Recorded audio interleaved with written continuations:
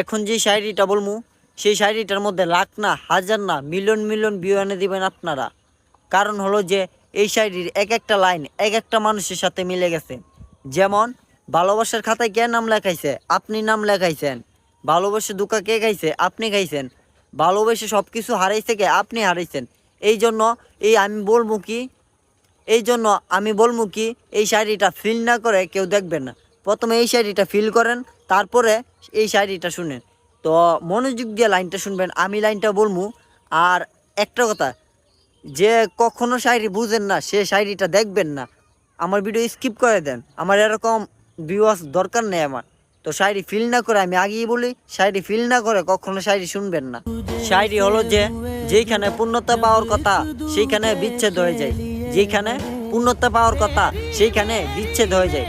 যাকে জান বলে ডাক দিই সে ধীরে ধীরে অজানা হয়ে যায়। প্রথমে ঘুম, তারপর সময়, তারপর সেই মানুষটাই চলে যায়। প্রথমে ঘুম, তারপর সময়, তারপর সেই মানুষটাই চলে যায়।